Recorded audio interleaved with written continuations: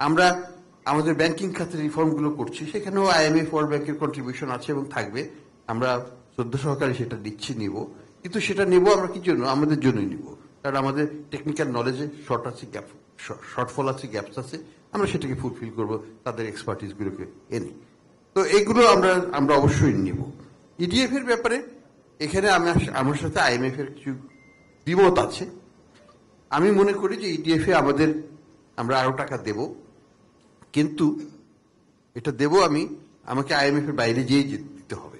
অর্থাৎ তখন আমরা IMF প্রোগ্রামে থাকবো না, সেটা যখনই হোক না কেন, হয় এখনো হতে পারে, আগামীতেও হতে পারে।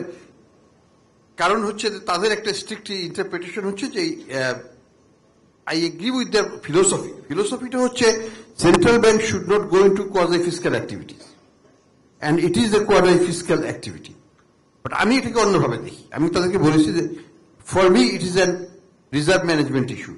আমি যদি বাইরে ইনভেস্ট করি তার চাইতে আমি এখানে বেশি রিটার্ন পাই। তাহলে ইটস ফর মি, আমি এখানে দেশে ইনভেস্ট করি, আমি কেন ইউএস ট্রেজারি বিল কিনবো? আমি কেন বিদেশে ফরেন কারেন্সি রাখবো বা ইয়েন রাখবো, পাউন্ড রাখবো? আমি EDF এ আমার লোকদেরকে, আমার এক্সপোর্টারদেরকে টাকাটা দেবো, তারা আমাকে একটু বেশি টাকা দিবে, আমার রিটার্নটাও বেশি হবে, এবং এটা আমার জন্য লাভজনক। আমাদের দেশে যে চাঁদাবাজিগুলো হচ্ছে, এটার জন্য তো আমাদের সমাজ ব্যবস্থা, আমাদের রাজনৈতিক ব্যবস্থাপনা, বন্দোবস্তটাই দায়ী। একদল চাঁদাবাজি থেকে সরে গেছে, আরেকদল সেটা দখল করেছে, এটা তো আমরা দৃশ্যমান ভাবে দেখছি। তো এই যে রাজনৈতিক বন্দোবস্ত, এটার পরিবর্তন না হলে তো এই অবস্থার পরিবর্তন হবে না। এটা তো কতখানি আমরা এই সরকার করতে পারবে, আমি সেটা আশ্বাস হয়তো দিতে পারবো না।